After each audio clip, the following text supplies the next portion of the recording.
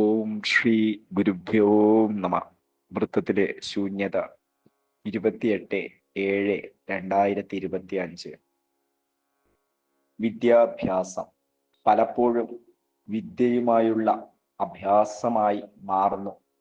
അങ്ങനെ സ്കൂളും കോളേജ് വിദ്യാഭ്യാസവും കഴിയുമ്പോൾ പഠനം എല്ലാം കഴിഞ്ഞു എന്നാണ് എല്ലാവരും ചിന്തിക്കുന്നത്.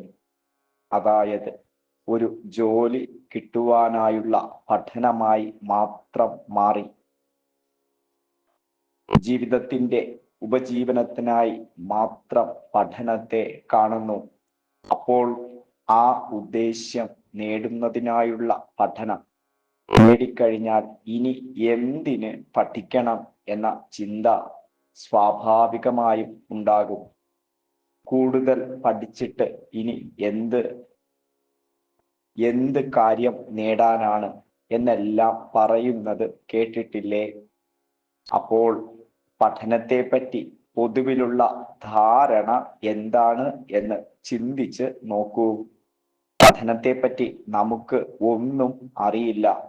കേവലം ബുദ്ധി വ്യായാമമോ ഓർമ്മശക്തി അളക്കലോ അല്ല പഠനം.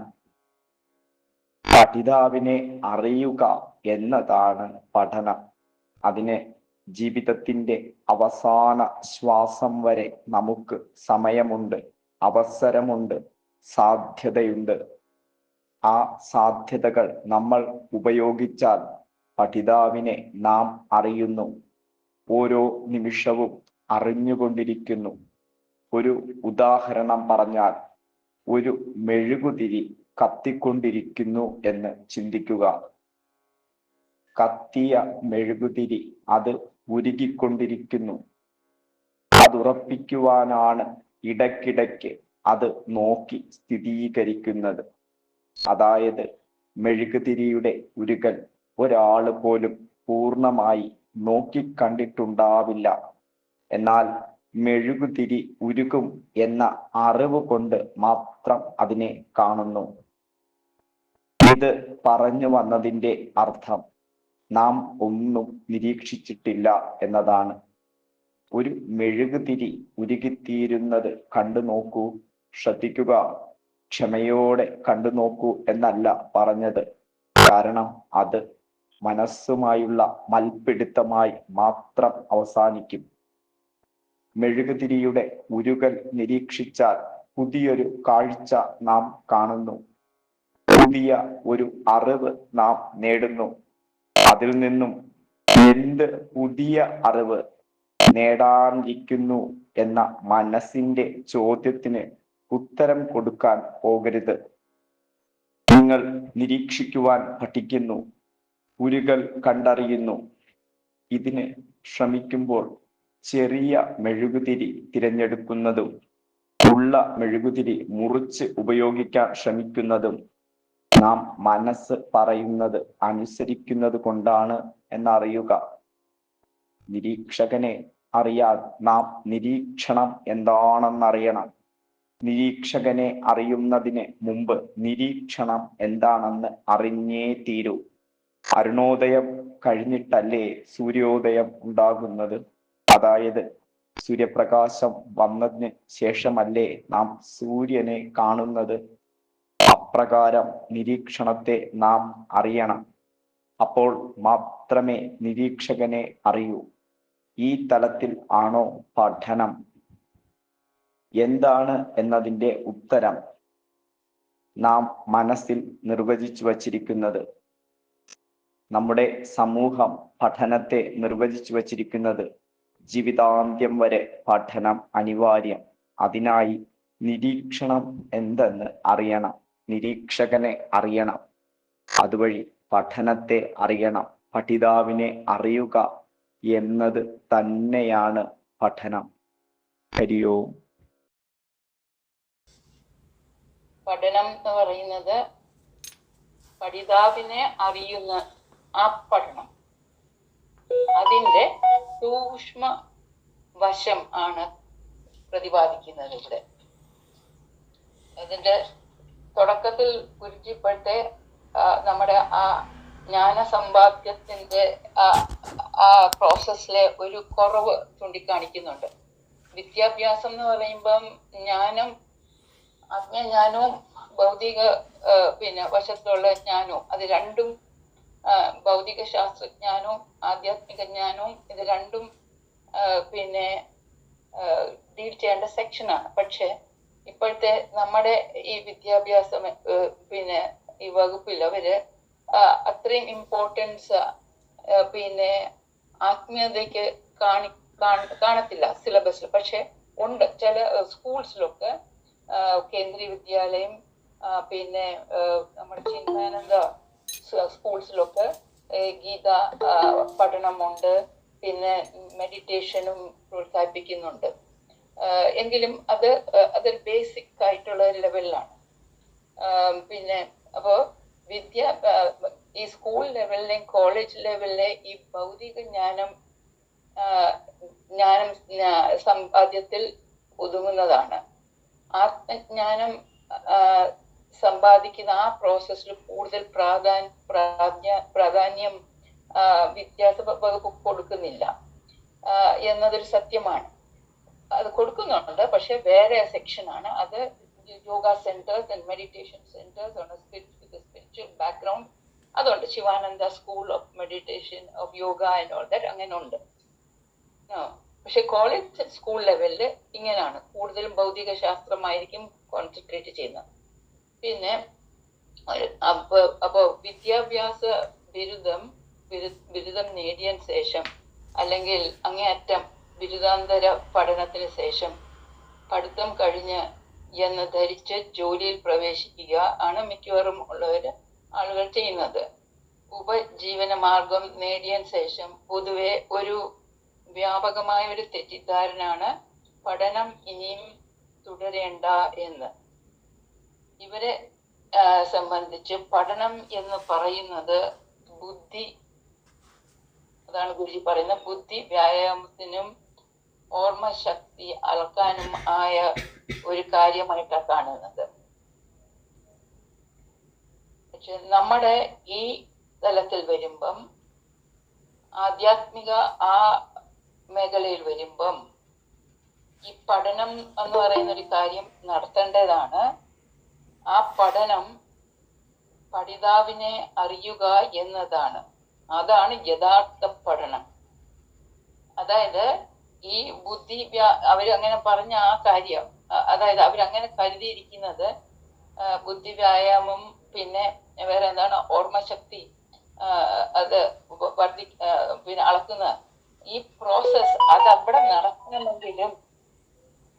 നടക്കണമെങ്കിലും it should be done that is done with the knowing of the, അതായത് ആ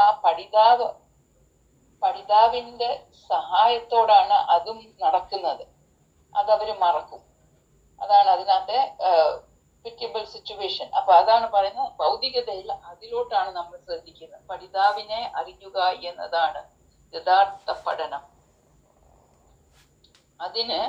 അതായത് ആ പഠനത്തിന് പിന്നെ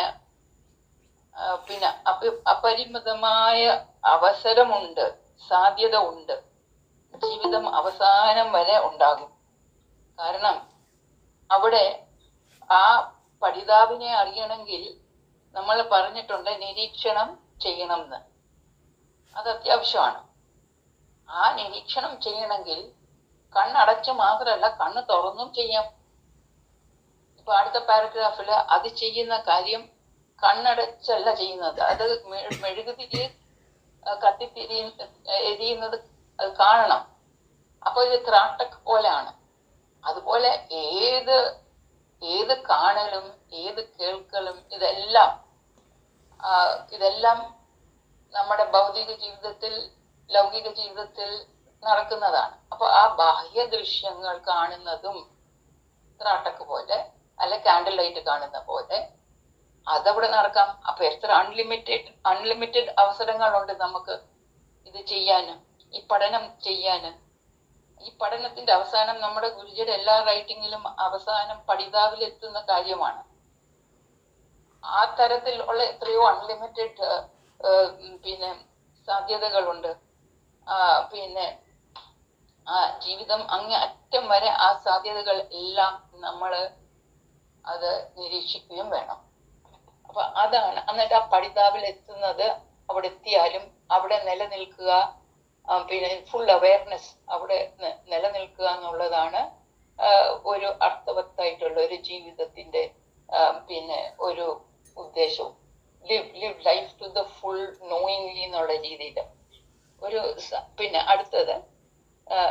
അടുത്ത പാട്ടില് ഗുരുജി പറയുന്നത്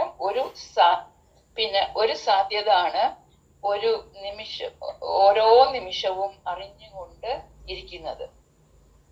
പല സാധ്യതകളുണ്ട്, അതിലൊന്നാണ് ഓരോ നിമിഷവും അറിഞ്ഞുകൊണ്ടിരിക്കുന്നത്. ഉദാഹരണം, ഒരു കത്തിക്കൊണ്ടിരിക്കുന്ന മെഴുകുതിരി ഉരുകിക്കൊണ്ടിരിക്കുന്നതാണ്.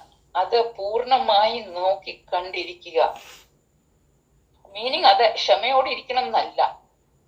നമ്മൾ എങ്ങനെയാണ് ത്രാട്ടൊക്കെ ചെയ്തത്, ഒരു ലാമ്പ് തരുമായിരുന്നു, വിളക്ക് ഉള്ള ഒരു ചിമ്മിഴ് പോലെ അതേ നോക്കി ഇങ്ങനെ അതൊരു പൊസിഷനിൽ വെച്ചിട്ട് ഒരു സ്റ്റൂൾ ലെവലും വെച്ച് അതിൽ ഇങ്ങനെ നമ്മള് പിന്നെ വാക്കുകൾ ഉപയോഗിക്കുന്നില്ല, ഞാൻ നോക്കിക്കാണുക. അപ്പൊ നോക്കിക്കാണുമ്പോ എങ്ങനെ വേണം നോക്കിക്കാണുന്നത്, കേൾക്കുന്നത്, കാണുന്നതൊക്കെ നമ്മൾ ഇതിന്റെ മുമ്പേ ഒരു ടോക്കിൽ ചെയ്തതാണ്. It should not be done with the mind. അവിടെ മൈൻഡ് വരാനേ പാടില്ല. അപ്പൊ വേറെ ഒരു തലത്തിലോട്ട് പോകണം, അതായത് ഒരു നോ മൈൻഡ് ലെവലിലോട്ട് പോകണം. ആ നോ മൈൻഡ് ലെവലിലോട്ട് ചെന്നിട്ട് വേണം, അങ്ങനെ നോ മൈൻഡ് ലെവലിലോട്ട് പോകുമ്പോഴാണ് മറ്റേ ഒരു തലത്തിലോട്ട് പോകാൻ പറ്റുന്നത്. ആ സൈലന്റ് മൈൻഡ് വേറെ എന്തോ ആയിട്ട് പരിണമിക്കും. അത് എല്ലാവർക്കും അറിയാം, ഏതാണ്ടോ ആയിട്ട് പരിണമിക്കും. അപ്പൊ ആ ഒരു തലത്തിൽ നിന്നുകൊണ്ട് വേണം ഇൻ അട്ടർ സൈലൻസ്, ആ മെന്റൽ സൈലൻസ് വേണം അത് കാണുന്നത്. അങ്ങനെ കാണണം. അപ്പൊ ക്ഷമയോട് കാണുന്നതല്ല അവിടെ ഉദ്ദേശിക്കുന്നത്. അങ്ങനെ ക്ഷമയോട് ചെയ്യാനാണെങ്കിൽ മനസ്സ് ചിലപ്പം ഒന്ന് എതിർക്കും, ഇംപേഷ്യന്റ് ആവും. അപ്പൊ ആ കാണൽ ശരിയാവില്ല, നോക്കിക്കാണുന്നത്. അപ്പൊ നമ്മള് പിന്നെ അങ്ങനെ കത്തുന്ന മെഴുകുതിരിയെ നോക്കിക്കണ്ടിട്ടുണ്ടാവുകയില്ല. അതാണ് ഒരു കാര്യം കുറിച്ച് പറയുന്നുണ്ട്. ഇപ്പൊ നമ്മുടെ നിത്യജീവിതത്തിൽ നമ്മൾ മെഴുകുതിരി കത്തിച്ചു വെച്ചിട്ടുണ്ടെങ്കിൽ അത് ഉറച്ചിട്ടുണ്ടോ എന്ന് നോക്കാൻ നമ്മൾ ഇടയ്ക്കൊന്ന് വന്ന് നോക്കുമെന്നല്ലാതെ അത് പൂർണ്ണമായിട്ട് കത്തി എരിഞ്ഞ് തീരുന്ന വരെ അവിടെ ഇരുന്ന് പൂർണ്ണമായിട്ട് കണ്ടു കാണത്തില്ല. നമ്മൾ ആരും കണ്ടു കാണത്തില്ല. അതിന് നമ്മൾ സമയം എടുത്തിട്ടില്ലായിരിക്കും. ഇനിയെങ്കിലും നമ്മൾ ചിലപ്പം അത് ചെയ്യുമായിരിക്കും. ഇങ്ങനെ ഗുരുജി പറയണം, അത് ചെയ്യണം, ഒന്ന് പ്രാക്ടീസ് ചെയ്യേണ്ടതാണ്. അപ്പൊ അങ്ങനെ പ്രാക്ടീസ് ചെയ്യുമ്പോ ആ നോ മൈൻഡ് സ്റ്റേറ്റിൽ അതിനെ ഒന്ന് കാണുമ്പോ അവിടെ എന്തിനെയോ ഒന്ന് അറിയും. അതാ ഗുരുജി പറയുന്നത്, എന്തോ ഒന്നിനെ ഒന്ന് അറിയും. ഒരു നോ മൈൻഡ് സ്റ്റേറ്റ് എന്ന് പറഞ്ഞില്ല, ഞാൻ ഗുരുജിയോട് ഒന്ന് ചോദിച്ച് കൺഫേം ചെയ്തിട്ടാണ് ഞാൻ ചോദിച്ചത്. കണ്ണും കൊണ്ടല്ല കാണുന്നത്. അപ്പോ അടുത്ത സ്റ്റെപ്പ് നമുക്ക് മനസ്സിലാക്കാൻ പറ്റുന്നത് നോ മൈൻഡ് സ്റ്റേറ്റ്, അതില് നോക്കിക്കണ്ടിരിക്കുക. അപ്പോൾ നമ്മൾ എന്താ ചെയ്യുന്ന അവിടെ? നാം നിരീക്ഷിക്കുവാൻ പഠിക്കുകയാണ്. അതുകൊണ്ട് പ്രാക്ടിക്കലായിട്ടും ത്രാട്ടൊക്കെ ചെയ്യുന്ന പോലെ നമ്മുടെ വീട്ടില് ഒരു മെഴുകുതിരി കത്തിച്ച് ഉറപ്പിച്ചു വെച്ചതിന് ശേഷം അവസാനം വരെ കത്തി എരിഞ്ഞ് തീരുന്ന വരെ ക്ഷമ തീർച്ചയായിട്ടും അവിടെ വേണം. പക്ഷെ അതിനേക്കാൾ കൂടുതൽ മനസ്സ് ഇന്റർവ്യൂ ചെയ്ത് ആ ക്ഷമ നശിപ്പിക്കരുത്. അങ്ങനെ ആ നോ മൈൻഡ് സ്റ്റേറ്റിലിരുന്ന് അത് പൂർണ്ണമായിട്ട് അത് ആ ഉരുകി തീരുന്നവരെ ആ ഉരുക്കൽ കണ്ടോണ്ട് ഇരിക്കണം. അതിരിക്കുന്നത് in a state of nothingness, ശൂന്യതയിലിരിക്കണം ഉള്ളിൽ നമ്മൾ. ആ ലെവല, അതാണ് ആ അവയർനെസ് എന്ന് പറയുന്നത്. അവിടെ മൈൻഡ് ഇല്ലേ ഇല്ല. അതാണ് ആ കോൺഷ്യസ്നെസ് ലെവൽ, അവയർനെസ് ലെവൽ. അതിനെക്കുറിച്ചൊരു ഐഡിയ നിങ്ങൾക്ക് കിട്ടിക്കാണും. എന്താണ് ഗാഠനിദ്ര, സുഷുപ്തി ലെവൽ. ഒന്നും അറിയാതെ മനസ്സിന്റെ ഒരു പാട്ടും ഇല്ലാത്തത്, അതാണ് ഒരു ക്ലൂ. അതുപോലായിരിക്കും.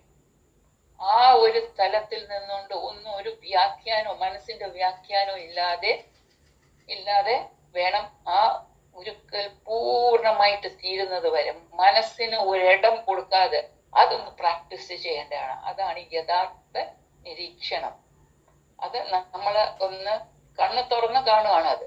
അപ്പൊ അതുപോലെ തന്നെയാണ് നമ്മൾ കാണുന്ന പല ദൃശ്യങ്ങളും പല വ്യവഹാരങ്ങളും പിന്നെ മനസ്സിന്റെ ഇന്റർപ്രിട്ടേഷൻ ഇല്ലാതെ കാണുക എന്ന് പറയുന്നതാണ് നിരീക്ഷണം. പഠനത്തിന്റെ ഒരു സ്റ്റേജ് ഈ വഴിയാണ് നമ്മൾ ആ പഠിതാവിന്റെ അടുത്ത് എത്തുന്നത്. നിരീക്ഷണം അങ്ങനെ ചെയ്യണം. നോട്ട് ഓൺലി അതൊക്കെ കാണൽ മാത്രമല്ല, കേൾക്കലും സ്പർശങ്ങളും എല്ലാം ആ ബോധമണ്ഡലത്തിൽ നിന്ന് ചെയ്യുവാണെങ്കിൽ അതിന് അൺലിമിറ്റഡ് ആണ്. അപ്പൊ അങ്ങനെ നോക്കുമ്പോ കണ്ണ് തുറന്നിരുന്ന് ചെയ്യാൻ അൺലിമിറ്റഡ് കേസസ് നമുക്കിവിടെ നമ്മുടെ മുമ്പേ ഉണ്ട്. അപ്പൊ ഈ നിമിഷത്തിൽ നിൽക്കുന്നത് മാത്രമല്ല, ഇങ്ങനെയും ഒരു പരിശീലനം നമ്മൾ അഭ്യസിച്ചെടുക്കുന്നത് നല്ലതായിരിക്കും. അപ്പോ നിരീക്ഷണം എന്താണ് എന്ന് അറിഞ്ഞേ തീരൂ. അതായത് മൂന്നാമത്തെ പാട്ടിലോട്ട് മുന്നിൽ പോകുമ്പോൾ ഇതാണ് പറയുന്നത്, നിരീക്ഷണം എന്താണ് എന്ന് അറിഞ്ഞേ തീരും, എന്നാൽ മാത്രം നിരീക്ഷകനെ അറിയാൻ സാധിക്കുകയുള്ളൂ. പിന്നെ അതെന്തുപോലെയാണെന്ന് പറഞ്ഞാൽ ഒരു സാദൃശ്യം കൊടുക്കുന്നുണ്ടല്ലോ ഇവിടെ. അതിരാവിലെ ആ വെട്ടം, പുലർച്ചെ ആ വെട്ടം കാണുന്നത്, ഡോൺ എന്ന് പറയുന്നത് അരുണോദയം, അത് കഴിഞ്ഞിട്ടാണ് സൂര്യോദയം, സൂര്യനെ കാണുന്നത്. എങ്ങനെയാണോ പ്രഭാതം, അതായത് ആ ഡേ ലൈറ്റ്, സൂര്യപ്രകാശം വന്നതിന് ശേഷം നാം സൂര്യനെ കാണുന്നത്, അതേപോലെ നിരീക്ഷണത്തെ നാം ആദ്യം അറിയണം, അബോധത്തിൽ നിന്ന്, അവയർനെസ്സിൽ നിന്ന്. അപ്പോൾ മാത്രം നിരീക്ഷകനെ അറിയൂ. ഈ തലത്തിലെ അല്ല നമ്മുടെ നാം പഠനം എന്നത് നിർവചിച്ചു വെച്ചിരിക്കുന്ന മനസ്സില് അത് അതെങ്ങനായിരിക്കും വ്യാഖ്യാനിച്ചു വെച്ചിരിക്കുന്നത്? ബുദ്ധി അത് ഗുരു പറഞ്ഞതുപോലെ മനസ്സിലിരിക്കുന്നത് എങ്ങനായിരിക്കും? അവര് ഈ രീതിയിലാ ബുദ്ധി വ്യായാമം, ഓർമ്മശക്തി അളക്കൽ, ഇങ്ങനെ ഈ ഒരു രീതിയിലായിരിക്കും അവര് പഠനം. ഭൗതിക തലത്തിൽ ഭൗതിക ശാസ്ത്രം പഠിക്കുമ്പം അങ്ങനെ ആയിരിക്കും. അത് ആ ടേംസിലാണ്, സത്യത്തിൽ പറഞ്ഞ ആ ടേംസിലാണ്. പക്ഷെ അങ്ങനെയല്ല വേണ്ടത്. ഒരു ശാസ്ത്രജ്ഞനായാലും എന്തെങ്കിലും ഒരു എക്സ്പെരിമെന്റ് നടത്തുവാണെങ്കിൽ അതിനെ ഒരു ബയസ്ഡ് ആയിട്ടുള്ള, അതായത് മൈൻഡിൽ ഒരു പക്ഷാഭേദവും ഇല്ലാതെ അദ്ദേഹം പ്രതീക്ഷിക്കുന്ന റിസൾട്ട് വെച്ചുകൊണ്ടല്ല, അല്ലാതെ ന്യൂട്രലായിട്ട് നിന്ന് ആ എക്സ്പെരിമെന്റിന്റെ റിസൾട്ട് എന്താണോ വരുന്നത് എടുത്തിട്ട് അനലൈസ് ചെയ്താൽ, ആ നിരീക്ഷണ തലത്തിൽ ആണെങ്കിൽ ശരിക്ക് അപ്പൊ ആർക്കിമീഡീസ് ആണെങ്കിൽ വെള്ളത്തിനകത്ത് ചാടിയിട്ട് ആ വെള്ളം പൊങ്ങുന്നത് കണ്ടിട്ട് ആ പ്രിൻസിപ്പിൾ കണ്ടുപിടിക്കുന്നത്, ആർക്കിമീഡീസ് പ്രിൻസിപ്പിൾ. അങ്ങനെ ആ നിരീക്ഷണം ശരിയായാലേ ഉള്ളൂ ശരിയായ ഒരു ശാസ്ത്രജ്ഞനും കിട്ടുന്ന ഒരു റിസൾട്ട്. ഓൺലി നോട്ട് ബുദ്ധി മാത്രമല്ല, അവിടെ ആ വേറെ ഒരു കോൺഷ്യസ്നെസ് ലെവലിൽ നിന്ന് ചില കാര്യങ്ങൾ, ആശയങ്ങൾ ഡിപ്പെൻഡ് ചെയ്തിട്ടാണ് ആ ഒരു കണ്ടെത്തലിൽ വരുന്നത്. അപ്പോ ജീവിത അന്ത്യം വരെ പഠനം അനിവാര്യമാണ്. അതിനായി നിരീക്ഷണം എന്തെന്നറിയണം, നിരീക്ഷകനെ അറിയണം. അതുവഴി, അതായത് ഈ രണ്ടു വഴി പഠനത്തിനെ അറിയണം. അപ്പൊ നിരീക്ഷണം എന്ന് പറഞ്ഞപ്പോ നമ്മൾ പറഞ്ഞു എങ്ങനെയായിരിക്കും? നോ മൈൻഡ്, ഫുൾ കോൺഷ്യസ്നെസ്സില്, അതായത് ഉള്ളില് ഒരു ചിന്ത, അഹബോധം ഒന്നും ഇല്ലാത്ത ഒരു മണ്ഡലത്തില്, ബോധമണ്ഡലത്തില് ഒരു നത്തിങ്നെസ് ഉണ്ടെങ്കിലും നമ്മുടെ മനസ്സ് പ്രവർത്തിക്കുന്നില്ലെങ്കിലും നന്നായിട്ട് ഗ്രഹിക്കാൻ പറ്റും. ആ ബോധമണ്ഡലം മതി ശരിക്ക് നമ്മൾ വളരെ ആക്യുറേറ്റ് ആയിട്ട് വിത്ത് സെർട്ടനിറ്റി പല കാര്യങ്ങളും നമ്മുടെ ഉള്ളിൽ രജിസ്റ്റർ ചെയ്യും, നന്നായിട്ട് രജിസ്റ്റർ ചെയ്യും. അപ്പൊ ആ രജിസ്ട്രേഷൻ നടക്കുന്നത് കോൺഷ്യസ്നെസ്സിലായിരിക്കും, or somewhere close to that. ഈ പഠനം നടക്കുന്നത് പഠിതാവിനെ അറിയാനായിട്ടാണ്. അപ്പൊ ആ പഠിതാവിന്റെ അടുത്തായിരിക്കും നിരീക്ഷകൻ. അപ്പോ ഈ നിരീക്ഷണവും ബോധമണ്ഡലത്തിൽ നിന്ന് ചെയ്യുന്നതും നിരീക്ഷകനും സത്തയിലോട്ട് ചേർന്നിരിക്കുന്നതും ഇത് രണ്ടു വഴി പഠനത്തിനെ അറിയണം. പഠിതാവിനെ അറിയുക എന്നതാണ് തന്നെയാണ് പഠനം. ലാസ്റ്റിൽ ആ ഒരു സ്റ്റേറ്റ്മെന്റ് കുറിച്ച് പറയുന്നുണ്ട്. പഠിതാവിനെ, അത് ആ സൂക്ഷ്മതലം ഓർത്തോണം, പഠിതാവിനെ അറിയുക എന്നത് തന്നെയാണ് പഠനം. അപ്പൊ ആ പഠനം എന്ന് പറയുന്നത് സത്തയെ അറിയുക എന്നുള്ള ആ സൂക്ഷ്മതലം, പഠിതാവിനെ അറിയുക എന്ന് പറയുന്നത് ആ സൂക്ഷ്മമായ ആ സത്തയോട് ചേർന്നിരിക്കുന്ന നിരീക്ഷകനും ആ കോൺഷ്യസ്നെസ് ലെവലില് ഉള്ള ആ നിരീക്ഷണവും നടന്ന ആ രണ്ടു വഴിയാണ് അവിടെ ചെന്നെത്താൻ പറ്റുന്നത്. അത് നമ്മുടെ സാധകർക്കൊക്കെ സാധിക്കട്ടെ. അത് അതിസൂക്ഷ്മമായ തലമാണ്. അതുകൊണ്ട് സമയം കളയാതെ നമുക്ക് ആ നോ മൈൻഡ് സ്റ്റേറ്റിൽ ചെന്നെത്തേണ്ടതാണ്. അപ്പോഴേ ഉള്ളൂ നിശ്ചലതയുടെ ഒരു മണ്ഡലത്തിൽ പോയിട്ട് കാണുന്നതിന് ഒരു ആരോപണവും കൊടുക്കാതെ കാണാൻ പറ്റുന്ന ആ ശേഷി എത്രയോ എളുപ്പം നമ്മള് ആർജിച്ചെടുത്താല് പിന്നെ ഇനി പോകുന്ന സെഷൻസ് ഗുരുജിയുടെ അടുത്ത് ചെന്ന് നമ്മൾ ആ ധ്യാന കേന്ദ്രത്തിൽ പോയി പാർട്ടിസിപ്പേറ്റ് ചെയ്യുമ്പോൾ ഈ പ്രാവശ്യം കിട്ടിയ ആ ആനന്ദവും ആ സ്നേഹവും ഒക്കെ ആ ഗുരുവിനോടുള്ള ആ സ്നേഹം എത്രയോ പേർക്കുണ്ടായിട്ടുണ്ട്. അതിനെക്കാട്ടിലൊക്കെ മെനി ഫോൾഡ് ആയിട്ട് അത് കൂടും. അപ്പോ അതെല്ലാവർക്കും സാധിക്കട്ടെ എന്നും പ്രാർത്ഥിച്ചുകൊണ്ട് നിർത്തുന്നു. ഹരിയോ.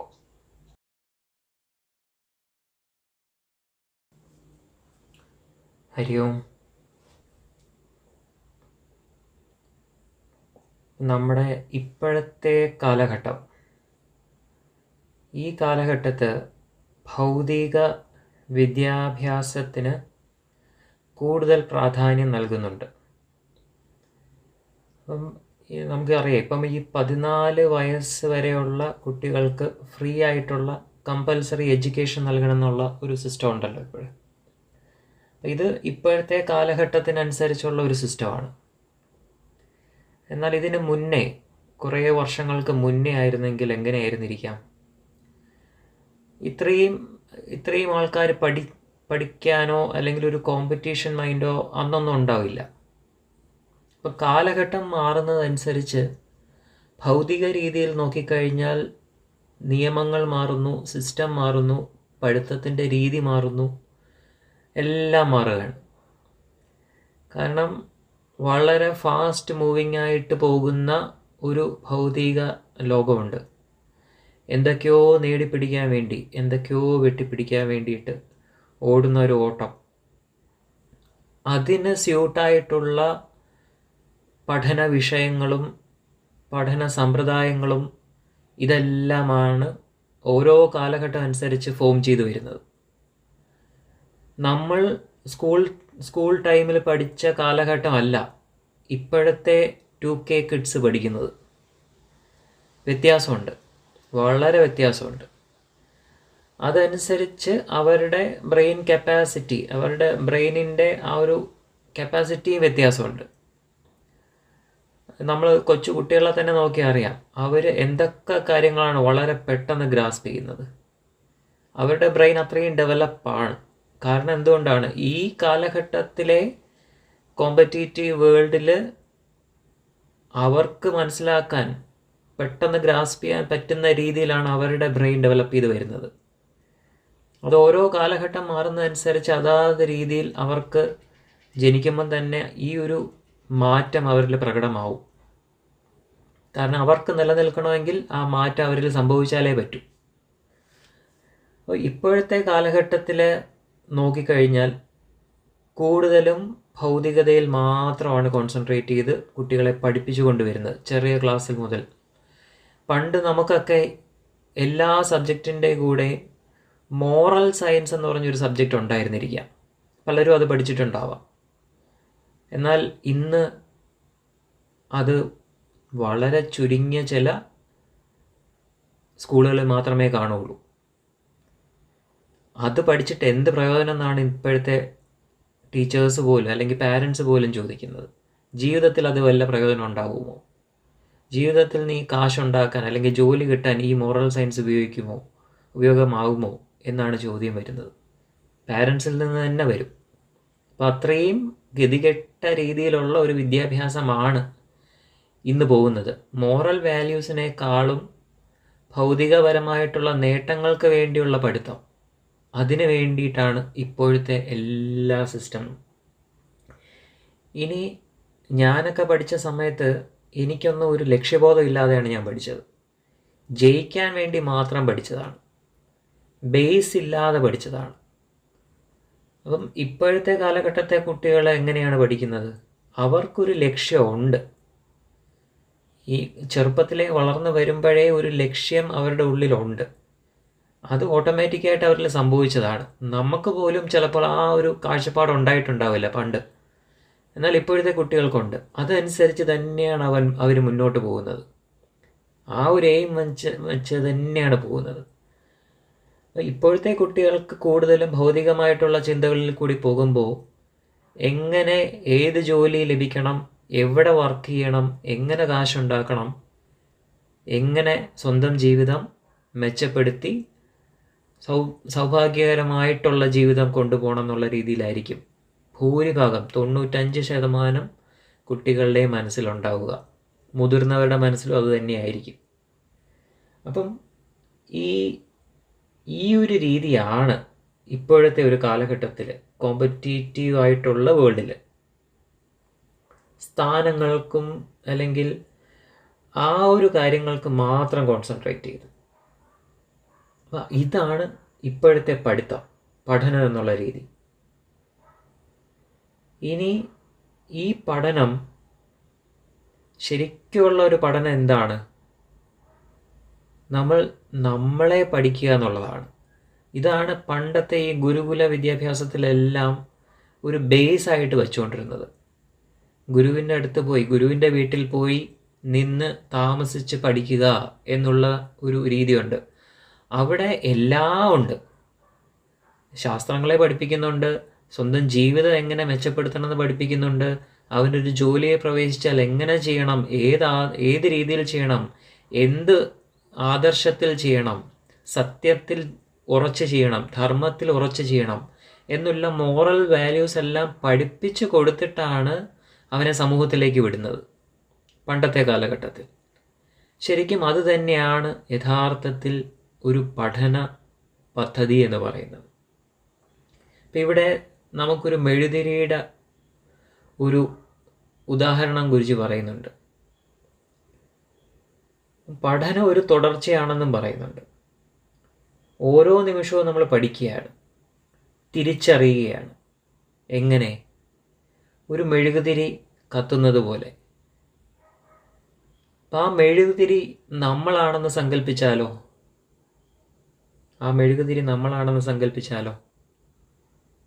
ആ മെഴുകുതിരി കത്തുമ്പോൾ എന്ത് സംഭവിക്കുന്നു? അത് നിലനിൽക്കുന്നത് അതിൻ്റെ സ്വാഭാവികതയിലാണ്. കത്തുന്നതിനോടൊപ്പം അത് പ്രകാശം, ഇരുട്ടിനെ മായ്ക്കുകയാണ് ചെയ്യുന്നത്.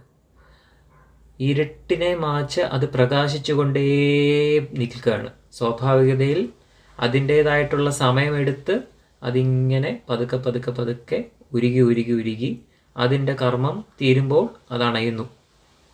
അപ്പം നമ്മളും അതുപോലെ തന്നെയാണ് സാധകർക്ക് ലഭിക്കുന്ന തിരിച്ചറിവുകൾ അത് നമ്മൾ ജീവിതത്തിൽ പ്രാവർത്തികമാക്കുമ്പോൾ നമ്മൾ ഒരു പ്രകാശമായി മാറുകയാണ്. പ്രകാശം ചൊരിഞ്ഞുകൊണ്ട് പോവുകയാണ്.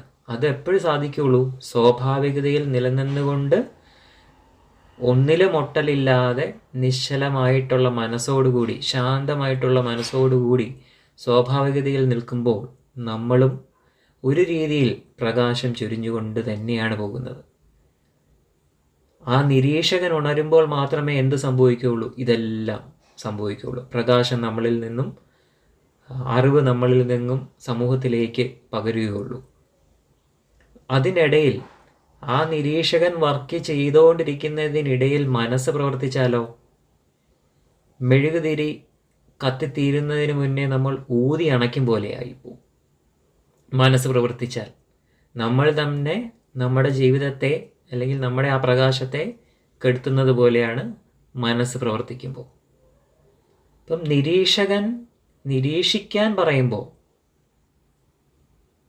മനസ്സ് പ്രവർത്തിച്ചാൽ ഊതിക്കെടുത്തുന്ന പോലെയാണ്.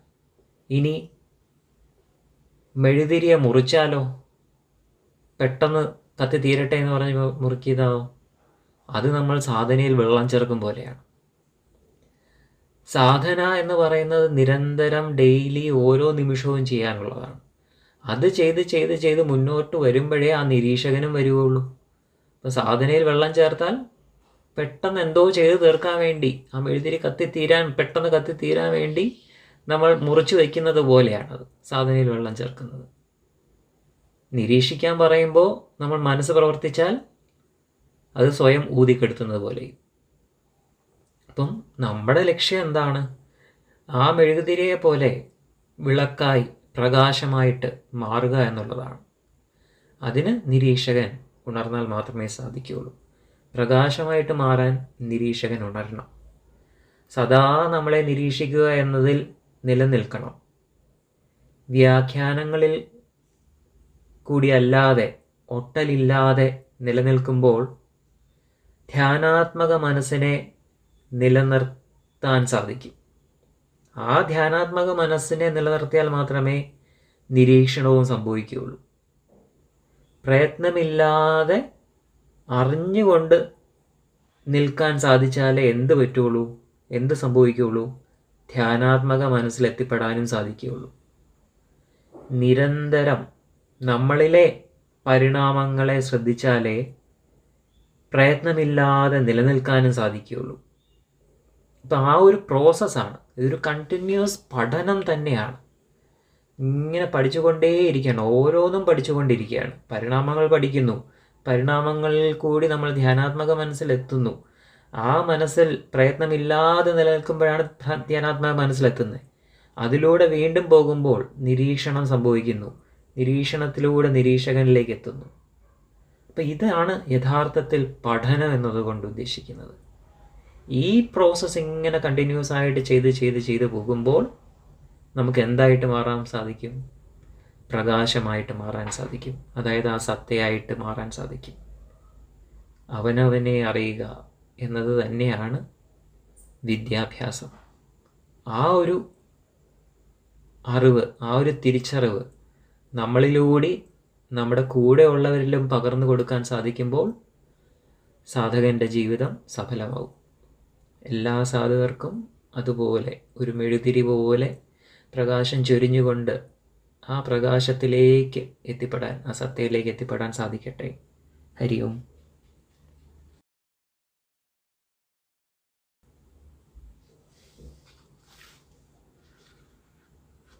ഹരി ഓം. ഗുരുജി പ്രാവശ്യം ഇതില് പോയിന്റ് ഔട്ട് ചെയ്തിരിക്കുന്ന 2 ആസ്പെക്ട്സ് ആണ്. അത് ആദ്യത്തെ നമുക്കറിയാം, നമ്മുടെ ഉപജീവനത്തിന് വേണ്ടിയിട്ട് നമ്മളുടെ പഠനങ്ങൾ, ഡിഗ്രീസ് നമ്മൾ എടുക്കുന്നു. അതെല്ലാം നമ്മൾ ജനിക്കുമ്പോൾ തന്നെ നമ്മുടെ സമൂഹം നമ്മളിലേക്ക് നമ്മളെ വിദ്യാഭ്യാസം ആർജിക്കണം. അത് ആർജിക്കുന്ന വഴി നമ്മൾ ഉപജീവന മാർഗം ഉണ്ടാക്കുക. അതിനപ്പുറം ഒരു ചിന്ത മനസ്സിലില്ല. കാരണം സമൂഹം നിലനിൽക്കുന്ന മനസ്സിലാണ്. മനസ്സിന്റെ വ്യവഹാരം എവിടെയുണ്ടോ അവിടെ എല്ലാത്തിനും എന്താണ് ഒരു കണക്കുണ്ടാവും. അവന് ഇതാണ് എന്റെ ലക്ഷ്യം, ഇതാണ് ഞാൻ നേടേണ്ടത്, അതിനപ്പുറം എനിക്കൊരു നോളജ് അല്ലെങ്കിൽ അറിവ് എനിക്ക് ആവശ്യമില്ല. ആ മനസ്സിനെ മാത്രം അറിയാം. മനസ്സിന്റെ അപ്പുറമുള്ള ഒരു ലോകത്തെ കുറിച്ച് അറിയാനോ മനനം ചെയ്യാനോ പഠിക്കുവാനോ നിർഭാഗ്യവശാല ഇന്നത്തെ സമൂഹം വഴിയൊരുക്കുന്നില്ല. അതിനുള്ള മെയിൻ കാരണം എന്ന് പറയുന്നത് നമുക്ക് നമ്മുടെ അന്തരാത്മാവിനെ കുറിച്ച് പഠിക്കാനായിട്ട് അല്ലെങ്കിൽ അതിനെ കുറിച്ച് തിരിച്ചറിയാനായിട്ട് നമുക്ക് കുഞ്ഞിലെ അതിനുള്ള ഒരു സ്വയം തിരിച്ചറിയാനുള്ള ഒരു വിദ്യാഭ്യാസം, ആധ്യാത്മിക വിദ്യാഭ്യാസം ഇന്ന് നിലവിലില്ലാതെ പോയി. പണ്ട് ഗുരുകുല വിദ്യാഭ്യാസം ഉണ്ടായിരുന്ന സമയത്ത് ഒരു ഹോളിസ്റ്റിക് ആയിട്ട് അവനെ മൊത്തത്തിൽ അവന്റെ ഒരു പേഴ്സണാലിറ്റി ഡെവലപ്മെന്റ് എന്ന രീതിയിൽ പോകുന്നുണ്ടായിരുന്നു. അപ്പം ഗുരുവിന്റെ കൂടെ ഗുരുകുലത്തിൽ നിൽക്കുമ്പോൾ തന്നെ അവൻ സ്വയം അവനെ തിരിച്ചറിയാൻ, അവന്റെ അഹത്തെ നിരീക്ഷിക്കുവാനും അഹത്തെ കരിക്കുവാനും ആധ്യാത്മിക ശാസ്ത്രങ്ങളുടെ പഠനം വഴി മനസ്സിന്റെ അപ്പുറം ഒരു ലോകമുണ്ട്, തന്നെ തിരിച്ചറിയലാണ് അതെന്നും നല്ലൊരു വ്യക്തിയാകണമെന്നും എങ്ങനെയെങ്കിലും വെട്ടിപ്പിടിക്കുകയല്ല ജീവിത ലക്ഷ്യമെന്നും പണ്ടൊരു കാലത്ത് ആ ഗുരുകുല വിദ്യാഭ്യാസം നിലനിന്ന സമയത്തുണ്ടായിരുന്നു. ഇന്ന് ആ മൂല്യച്യുതി നമ്മളിൽ വന്നുപോയി. അപ്പോൾ ഇതിനെ ഒരു സാധകൻ എങ്ങനെ അറിയണം അല്ലെങ്കിൽ എങ്ങനെയായിരിക്കണം അമർത്തിക്കേണ്ടതെന്നാണ് ഗുരു കൂടുതൽ പറയുന്നത്. മെഴുകുതിരിയുടെ ഒരു എക്സാമ്പിള് അത് ഭയങ്കരമായിട്ട് നമുക്ക് ചിന്തിച്ചറിയാം. ഗുരുജി അത് പറയുന്ന ഒരു രീതിയെ കുറിച്ച് പറയുന്നത്, നിങ്ങളൊരു മെഴുകുതിരിയെ കത്തി എരിഞ്ഞ് തീരുന്നത് ആരെങ്കിലും മുഴുവനായിട്ട് കണ്ടിട്ടുണ്ടോ? ഇല്ല. അപ്പോൾ നമ്മളൊന്ന് ചിന്തിച്ചു പോകത്തില്ലേ, അപ്പൊ മുഴുവനായിട്ട് ഞാൻ ഇരുന്ന് കത്തി എരിയുന്നത് ഞാൻ കാണണ്ടേ? അതും കുറിച്ച് പറയുന്നത് അതും ടോട്ടൽ ഫൂളിഷ്നെസ് ആണ്. കാരണം അതാണ് കുറിച്ച് പറയുന്നത്. ഇപ്പൊ ധ്യാനത്തെ കുറിച്ച് നമ്മൾ പറയുമ്പോഴും പലരും അതൊരു എക്സസൈസ് ആയിട്ടാണ് എടുക്കുന്നത്. ഒരു സ്ഥലത്തിരുന്ന് തന്റെ ചിന്തകളെ നിരീക്ഷിക്കുക, ഏതെങ്കിലും ഒരു വസ്തുവില് കോൺസെൻട്രേറ്റ് ചെയ്യുക. ഇപ്പൊ ഈ ധ്യാന പത്രാടക സമയം പറയുന്നത് ഇതൊക്കെ ഒരു ധ്യാന രീതികളാണ്. എന്നാല് യഥാർത്ഥത്തിൽ ധ്യാനം ഗുരു നമുക്ക് പറഞ്ഞു തന്നിട്ടുണ്ട്, ഫോഴ്സ്ഫുൾ ആയിട്ട് ചെയ്യേണ്ട ഒരു പ്രോസസ് അല്ല. നീ നിന്നെ ഫോഴ്സ് ചെയ്യുകയാണെങ്കിൽ അവിടെ സ്വാഭാവികത നിലനിൽക്കുന്നില്ല. എവിടെ സ്വാഭാവികതയില്ല അവിടെ മനസ്സ് തീർച്ചയായും ഉണ്ടായി. അവിടെ നിരീക്ഷകന് ഉണരുവാൻ കഴിയും. അതാണ് ഗുരു പറയുന്നത്. നീ ആ മെഴുകുതിരി ഉരുക്കുന്നത് കാണുമ്പോൾ അത് നീയായി സങ്കല്പിക്കും. ആ സങ്കല്പത്തിന് നീ വ്യാഖ്യാനങ്ങൾ കൊടുക്കാതിരിക്കും. നിന്നെ നീയായി കാണുക ആസ് എ ഹോൾസം ഇൻഡിവിജ്വൽ. ആദ്യമായിട്ട് സാധനയിൽ നീ വരുമ്പോഴ് നീ ആദ്യം റിവേഴ്സ് കുറിച്ച് പറഞ്ഞു. റിവേഴ്സ് പഠനമാണ്. യു ആർ ഗോയിങ് അഴിച്ചെടുക്കലാണ്. സ്വയം നിന്നില് ഇത്രയും നാളായിട്ട് നീ നിന്റെ കാഴ്ചപ്പാട് ഭൗതികമായോ ആത്മീയമായോ എന്തൊക്കെയുണ്ടോ ആ കാഴ്ചപ്പാടുകളെ അഴിക്കലാണ്. ആ ഇന്റർവൈൻഡ് ആയിട്ടിരിക്കുന്ന അതിനെ അഴിച്ച് ഫ്രീ ആക്കുകയും അത് നിന്നിൽ നടക്കണമെങ്കിൽ നിന്നില് ആ നിരീക്ഷകന് ഉണരണം. നിരീക്ഷകൻ ഉണരുമ്പോഴത്തേക്ക് എന്ന് നീ പറയുമ്പോഴത്തേക്ക് നീ പഠിച്ച് നിന്റെ അറിവുകൾ കൊണ്ട് നിറയ്ക്കുകയല്ല അവിടെ വേണ്ടത്. ഈ ജീവിതത്തിൽ നിലനിന്നുകൊണ്ട് തന്നെ ജീവിതത്തിലെ ഓരോ നിമിഷത്തെ നീ അനുഭവിച്ചുകൊണ്ട് തന്നെ ഭൗതിക ആത്മീയം എന്ന വ്യത്യാസങ്ങളില്ലാതെ നിന്നെ ഈ സാമൂഹിക വ്യവസ്ഥിതിയിൽ നിലനിർത്തിക്കൊണ്ട് സ്വയം തന്നിൽ എന്താണ് നടക്കുന്നത് എന്ന് സ്വയം നാം ഒരു അനുനിമിഷം നമ്മൾ പഠനത്തിന് സ്വയം വിധേയമാക്കണം. ആ പഠനമാണ്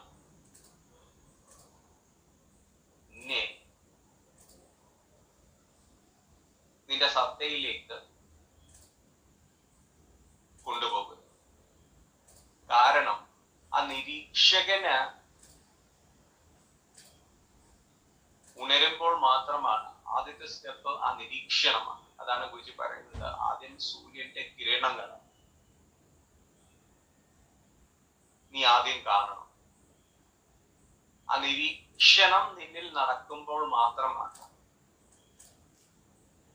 നിരീക്ഷകനെ കുറിച്ച് നിനക്ക് തിരിച്ചറിയാം. ആരാണ്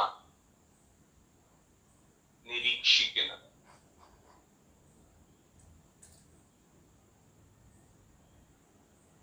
എന്തിനെ കൊണ്ട്? എന്തിനു വേണ്ടി?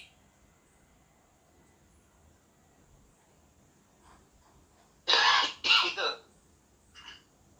അപ്പം ആ നിരീക്ഷണം എന്ന് പറയുന്ന ആ പ്രോസസ് നമ്മൾ സാവധാനം നമ്മൾ നടത്തിക്കൊണ്ടുവരുമ്പോൾ നമ്മളില് ആ ആത്മവിദ്യയുടെ വെളിച്ചം നിരീക്ഷകന്റെ രൂപത്തില് നമ്മളിൽ തെളിഞ്ഞു. അത് മാത്രമേ ഒരുവനെ അവന്റെ അസ്തിത്വത്തിലേക്ക് എപ്പോഴും ജ്വലിച്ചു നിൽക്കുന്ന തന്നിലെ ആ സൂര്യ ചൈതന്യത്തെ നമുക്ക് തിരിച്ചറിയുവാൻ കഴിയും. നമ്മൾ അവിടെ ഒരു കണ്ടുപിടുത്തം നമ്മൾ ചെയ്യുന്നില്ല. അതിലേക്ക് നമ്മൾ അറിയാതെ തന്നെ ഒരു പഠനമില്ലാതെ നമ്മൾ എത്തിച്ചേരലാണ്. അങ്ങനെ മാത്രമേ നമുക്ക് പഠിതാവിനെ നമുക്ക് അറിയുവാൻ കഴിയുകയുള്ളൂ. അതിൽ കൂടി മാത്രമേ നമ്മളിലുള്ള ആ സത്യം നമുക്ക് തിരിച്ചറിഞ്ഞ് നമ്മുടെ യഥാർത്ഥ സ്വരൂപത്തിലേക്ക് എത്തുവാൻ കഴിയും.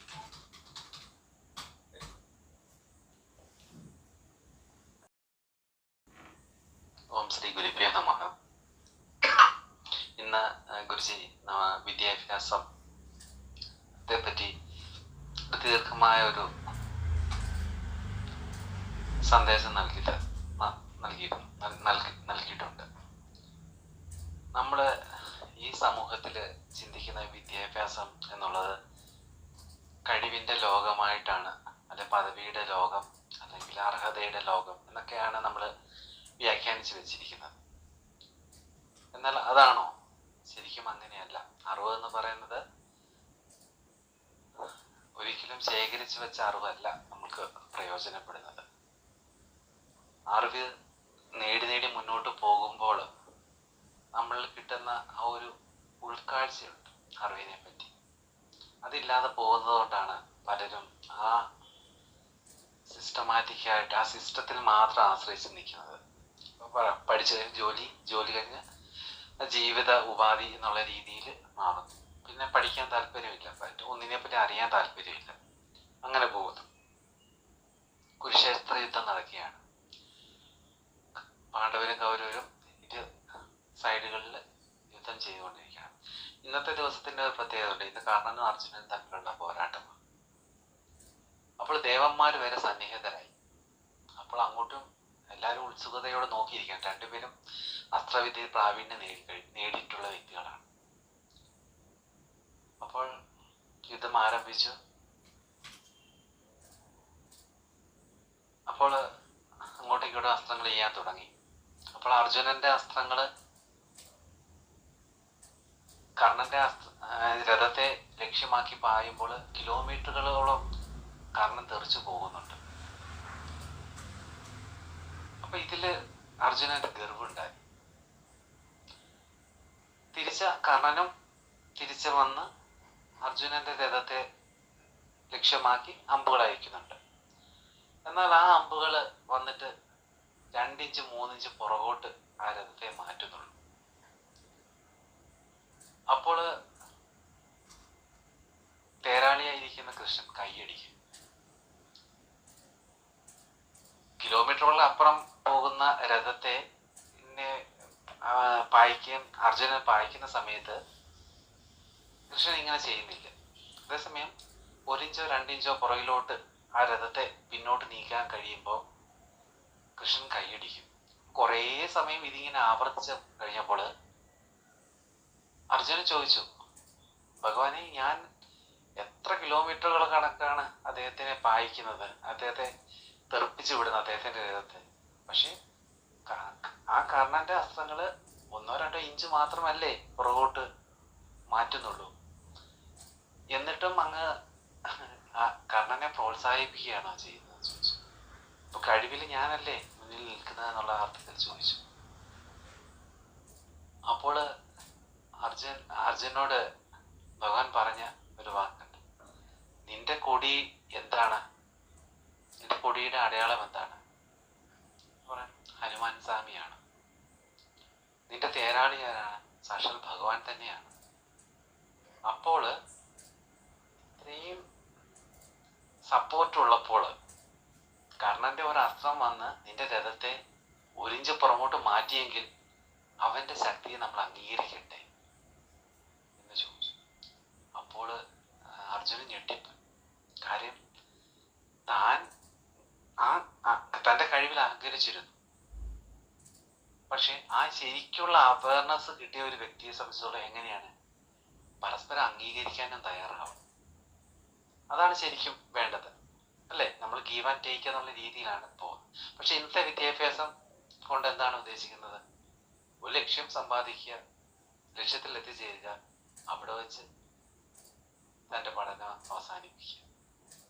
അപ്പൊ ഇതിൽ നിന്ന് നമ്മൾ മനസ്സിലാക്കിയിട്ടുണ്ട്. അപ്പൊ ഇതേപോലെ പല സന്ദർഭങ്ങളിലും ആ കുരുക്ഷേത്ര യുദ്ധത്തിൽ വെച്ച് കൃഷ്ണൻ അർജുനന് പലതരത്തിലുള്ള ആ അവയർനെസ് കൊടുക്കുന്നുണ്ട്. ആ യുദ്ധം കുരുക്ഷേത്ര യുദ്ധം അവസാനിച്ചു, പാണ്ഡവർ വിജയിച്ചു. വിജയശ്രീയിൽ ആളത്തിനായിട്ട് അർജുനൻ നിൽക്കുകയാണ്.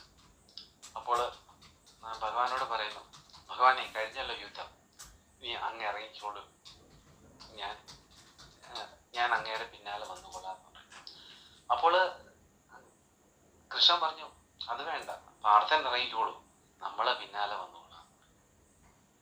അപ്പം ഭഗവാന്റെ വാക്ക് കേട്ട് അർജുനൻ ഇറങ്ങി കുറച്ച് മുന്നോട്ട് പോയി. കുറച്ച് കഴിഞ്ഞപ്പോൾ ഭഗവാൻ ഇറങ്ങി. ആ രഥം പൊട്ടിത്തെറിച്ചു എന്നാണ് പറയുന്നത്. കാരണം അത്രയും അസ്ത്രങ്ങള് വന്ന് പതിച്ചത് ഭഗവാൻ അവിടെ നിലകൊണ്ടതുകൊണ്ട് എന്തു പറ്റി? ആ രഥത്തിനൊന്നും സംഭവിച്ചില്ല. അപ്പൊ ഇതാണ് നമ്മൾ പറയും, നമ്മളുടെ കഴിവ് കൊണ്ടാണ് പലതും നേടുന്നത്, അല്ലെ പല കഴിവുകളും നമ്മളിലൂടെയാണ് നടക്കുന്നത്. ഭഗവാൻ ചിലപ്പോൾ നമ്മളെ ടൂളാക്കിയേക്കാം പല കാര്യങ്ങൾക്കും. പക്ഷെ എന്നാലും നമ്മൾ ആ പൂർണ്ണ അറിവ് നേടിയിട്ടുണ്ടോ എന്നുള്ളത് നമ്മൾ തന്നെ ചിന്തിക്കേണ്ടതാണ്. കാരണം നമ്മളിലേക്കുള്ള നോട്ടം ഇല്ലാത്ത കൊണ്ടാണ് ശരിക്കും അത്. നമ്മൾ അറിവ് നേടിയിട്ട് നമ്മൾ പുറത്തോട്ടാണ് നോക്കുന്നത്. അപ്പൊ ഇതിന്റെ ഈ അവയർനെസ്, അല്ലെ നമ്മൾ ആ അറിവ് നേടി എന്നുള്ളത് കൊണ്ട് പ്രത്യേകിച്ച് ഗുണമൊന്നുമില്ല. കാരണം അവനെ അറിയാൻ ശ്രമിക്കാതെ വന്നാൽ പറയില്ലേ, നമ്മൾ ജീവന്റെ രഹസ്യവും പഠിക്കണം, ജീവിത രഹസ്യവും പഠിക്കണം. അപ്പൊ ഇത് രണ്ടും പഠിച്ച് മുന്നോട്ട് പോകുന്ന ഒരു വ്യക്തിയെ സംബന്ധിച്ചിടത്തോളം പഠനം അവസാനിക്കുന്നില്ല. കാരണം ഗുരുജി തന്നെ പറഞ്ഞിട്ടുണ്ട്, നമുക്കൊരിക്കലും ജീവിച്ച് പഠിക്കാൻ പറ്റില്ല. പഠിച്ച് ജീവിക്കാനേ പറ്റുള്ളൂ. പഠിച്ച് ജീവിക്കാൻ പറ്റില്ല, ജീവിച്ച് പഠിക്കാനേ പറ്റുള്ളൂ. ആ ഒരു രീതിയാണ് നമുക്ക് എപ്പോഴും മീ ടു മീൽ നമുക്ക് മനസ്സിലാക്കിയിട്ടുള്ളത്. ഗുരുജി എപ്പോഴും പറയുന്നുണ്ട് സ്പിരിച്വാലിറ്റി അപ്പൊ ബിയോണ്ട് അവർ ഇമാജിനേഷൻ എന്ന് പറഞ്ഞു തന്നിട്ടുണ്ട്.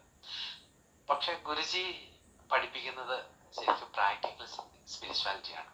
പ്രാക്ടിക്കൽ സ്പിരിച്വാലിറ്റി എന്ന് ഉദ്ദേശിക്കുന്നത് നമ്മൾ അന്നുള്ള സത്യത്തിൽ വിശ്വസിച്ചുകൊണ്ട് മുന്നോട്ട് പോവുക എന്നുള്ളതാണ്. അപ്പൊ ഇപ്പൊ എന്താണ് പ്രാക്ടിക്കലായിട്ട് നമുക്ക് അപ്ലൈ ചെയ്യാൻ പറ്റുന്നത്? അതിനെ മുൻനിർത്തിയാണ്. കാരണം ശേഖരിച്ചു വെച്ച അറിവുകൾ എപ്പോഴും നമുക്ക് ഗുണപ്പെടണമെന്നില്ല, അല്ലെങ്കിൽ നമ്മളത് ഉപയോഗിക്കണമെന്നില്ല. അപ്പോൾ അന്നേരത്തെ നമ്മൾ ആ പ്രസന്റ് കണ്ടീഷനിൽ നിന്നുകൊണ്ട് എങ്ങനെ പ്രാക്ടിക്കലായിട്ട് അതെ നമ്മുടെ ജീവിതചര്യ മുന്നോട്ട് കൊണ്ടുപോകാം എന്നുള്ളതാണ് ആ പ്രാക്ടിക്കൽ സ്പിരിച്വാലിറ്റിയിലൂടെ നമുക്ക് മനസ്സിലാക്കുക. അപ്പൊ ഞാൻ എപ്പോഴും അതിങ്ങനെ പറയാറുണ്ട്, എനിക്ക് ആ പ്രാക്ടിക്കൽ സ്പിരിച്വാലിറ്റിയാണ് പ്രാക്ടീസ് ചെയ്യാൻ ഇഷ്ടം എന്ന് പറയാറുണ്ട്. അപ്പോൾ ഇതിൽ നിന്ന് നമ്മൾ മനസ്സിലാക്കേണ്ടത് എങ്ങനെ ഒരാൾക്ക് പ്രാക്ടിക്കലി സ്പിരിച്വാലിറ്റി പ്രാക്ടീസ് ചെയ്യാൻ പറ്റും. അത് നിത്യസാധന ഇല്ലാതെ ഒരാൾക്കും പറ്റില്ല. കാരണം നമ്മൾ നിത്യസാധന ഇല്ലാതെ അല്ലെങ്കിൽ ആ നിത്യസാധന ഇല്ലാതെ നമ്മൾ മുന്നോട്ട് പോകാൻ ശ്രമിക്കുന്ന ഒരു വ്യക്തിയെ സംബന്ധിച്ചിടത്തോളം അവന് അറിവിൽ നിന്നും പുറകോട്ട് പോവുകയാണ്, അവയർനെസ്സിൽ നിന്നും പുറകോട്ട് പോവുകയാണ്. അവന് ധാർമ്മികമായ ഒരു അടിത്തറയും അവൻ അതിൽ നിന്ന് ലഭിക്കുന്നില്ല. എന്നാൽ സാധന ചെയ്ത് ഗുരുപദേശങ്ങൾ സ്വീകരിച്ച് മുന്നോട്ട് പോകുന്ന ഒരു വ്യക്തിയെ സംബന്ധിച്ചിടത്തോളം അവനവിടെ ആപ്റ്റായിട്ട് എന്താണ് ഓരോരുത്തർക്കും ചെയ്യാൻ പറ്റുന്നത് അത് ചെയ്ത് മുന്നോട്ട് പോകാൻ സാധിക്കും. അവിടെ കഴിവിനേക്കാൾ ഉപരി അവന്റെ സമർപ്പണത്തിനാണ് പ്രാധാന്യം. എന്തുകൊണ്ട് അങ്ങനെ പറയുന്നു എന്ന് വെച്ചാൽ സമർപ്പണം ഇല്ലാതെ ഗുരുത്വം ഉണ്ടാവില്ല, ഒരിക്കലും ഉണ്ടാവില്ല. അപ്പൊ സമർപ്പണം എന്നുള്ളത് പറയില്ലേ, അറിവ് നേടിയവന്റെ ശിരസ് താഴ്ന്നു തന്നെ ഇരിക്കും, ഉയർന്നിരിക്കില്ല ഒരിക്കലും. കാരണം ഇനിയും അറിയാൻ ഏറെയുണ്ടെന്നുള്ള ആ ധാരണ അവനിൽ ഉണ്ടാവും. ആ ഒരു അറിവിലൂടെയാണ് അവൻ മുന്നോട്ട് പോകുന്നതെങ്കിൽ അവന് ഉള്ളം കയ്യിലിരിക്കുന്ന നെല്ലിക്ക പോലെയാണ് എല്ലാം സ്വായത്തമാക്കാൻ സാധിക്കും. സ്വയം ഉരുകിക്കൊണ്ട് മറ്റുള്ളവർക്ക് പ്രകാശം നൽകുന്ന ഈ ബോധപ്രാപ്തിനെ പോലുള്ള നമ്മുടെ ഗുരുജിയെ പോലുള്ളവർക്ക് അങ്ങനെയുള്ളവർക്കേ നമുക്കത് പറഞ്ഞു തരാൻ സാധിക്കും. സ്വയം ഒരുക്കിക്കൊണ്ട് മറ്റുള്ളവർക്ക് പ്രകാശം നൽകുന്നു. നമ്മള് പലതും കാണുന്നുണ്ട്, പക്ഷെ കാണുന്നുണ്ടോ? അല്ലെങ്കിൽ പലതും കേൾക്കുന്നുണ്ട്, കേൾക്കേണ്ടത് കേൾക്കുന്നുണ്ടോ? കാരണം കണ്ണിന്റെ കണ്ണായും കാതിന്റെ കാതായും ഒക്കെ മാറണമെങ്കിൽ നമ്മളിൽ ആ യഥാർത്ഥ സത്യത്തെ പറ്റിയുള്ള അവയർനെസ് നമുക്ക് കിട്ടിയേ പറ്റുള്ളൂ. അതുവരെ നമ്മൾ വ്യാഖ്യാനിച്ചുകൊണ്ടേയിരിക്കും. ഇവിടെ നിരീക്ഷകൻ ശക്തമാകണമെങ്കിൽ നമ്മൾ നിരീക്ഷണം നടക്കണം, തീർച്ചയായിട്ടും. കാരണം നമ്മള് ഇപ്പം പറയില്ലേ, ഒരു ഓട്ടക്കാരനാവണമെങ്കിൽ ഡെയിലി ഓടിയേ പറ്റുള്ളൂ. അവൻ ആ സ്കില്ല് തെളിയിച്ചേ പറ്റുള്ളൂ. അവന്റെ കാലുകൾക്ക് അവന്റെ പേശികൾക്ക് ബലം നൽകിയേ പറ്റുള്ളൂ. അതുകൊണ്ട് അവൻ നിരന്തരം പ്രാക്ടീസ് ചെയ്തേ പറ്റുള്ളൂ. അപ്പൊ നിരീക്ഷണം നടത്തുന്ന ഒരു വ്യക്തിക്ക് നിത്യസാധനയും വളരെ ഇമ്പോർട്ടൻ്റ് ആണ്. അപ്പൊ എന്നാൽ മാത്രമേ നിരീക്ഷണയെ പറ്റി ബോധവാനാവുള്ളൂ. നമ്മള് എല്ലാം ബോധ്യപ്പെടലിലൂടെയാണ് മുന്നോട്ട് പോകുന്നത്. കാരണം അനുഭൂതിയുടെ തലമാണ് സ്പിരിച്വാലിറ്റി. കാരണം അറിഞ്ഞറിഞ്ഞു പോവുക, അറിഞ്ഞറിഞ്ഞു പോകുന്നതിനൊപ്പം അവനെയും അറിയുക. അതാണ് നമ്മൾ പറഞ്ഞില്ലേ, ആത്മസാക്ഷാത്കാരം കഴിഞ്ഞ ശേഷം മാത്രമാണ് ഈശ്വര സാക്ഷാത്കാരം ഉള്ളത്. അതെന്തുകൊണ്ടാണ്? തന്നിലുള്ള ഈശ്വരനെ കണ്ടെത്താതെ ഒരിക്കലും അല്ലെങ്കിൽ നമ്മൾ ഈ അഖണ്ഡ ബോധത്തിൽ നിൽക്കുന്ന ആ ഈശ്വരനെ കാണാൻ സാധിക്കില്ല. ഇതാണ് നമ്മളുടെ ആ നിരീക്ഷണ പാഠവും നമ്മൾ ശക്തമായി അധികം നിലയുറപ്പിച്ച് നിന്നെങ്കിൽ മാത്രമേ നമ്മൾക്ക് ആ നിരീക്ഷണം ശക്തമാക്കി സത്യത്തെപ്പറ്റി അറിയാൻ സാധിക്കും. എല്ലാവർക്കും അതുപോലെയുള്ള ഒരു അവയർനെസ്സിലൂടെയുള്ള യാത്ര, പ്രാക്ടിക്കൽ സ്പിരിച്വാലിറ്റിയിലൂടെയുള്ള യാത്ര എല്ലാവർക്കും സാധ്യമാകാൻ ഗുരു അനുഗ്രഹിക്കട്ടെ എന്ന് ആത്മാർത്ഥമായി പ്രാർത്ഥിച്ചുകൊണ്ട് ഹരിയും.